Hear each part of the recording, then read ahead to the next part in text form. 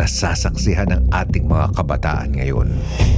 Mahirap nang ihanda ang kanilang magandang kinabukasan.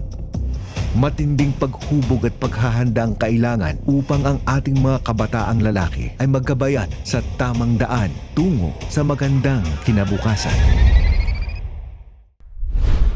Human formation o paghubog ng pagkatao. It's the discipline to keep a balance of your life. Time for play, there's a time for pray, time for studying, there's a time for rejoicing. Sa seminaryo, lahat na games alam namin. Maganda lang na physically, naayos ka, and mentally, nakakatulong din kasi sabi nga, may saying na mens sana in corpore sano, a healthy mind in a healthy body. I remember most in our seminary days, it's like a mantra given to us by our formators. We always remember 3 SSS: spirituality, scholarship, and service. I often called it as we were ruled by the bells. One bell would mean warning, the second bell would be time for chapel, 3 bells would mean eating time or closing of the playtime. So it was really this discipline had prepared me more for life beyond the walls of the seminary.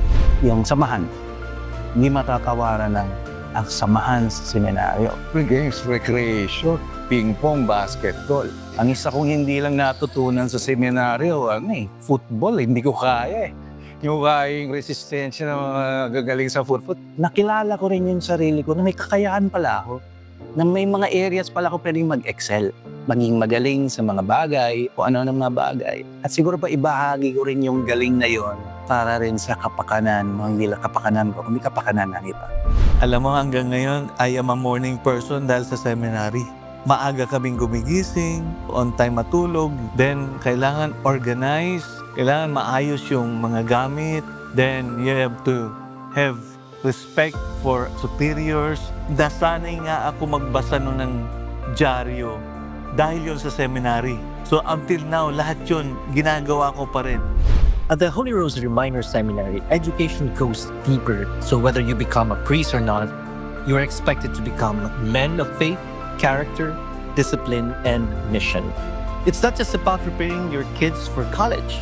It's about preparing them for life, and most importantly, preparing them for service. Holy Rosary Minor Seminary, it's a formation community for leadership and for mission.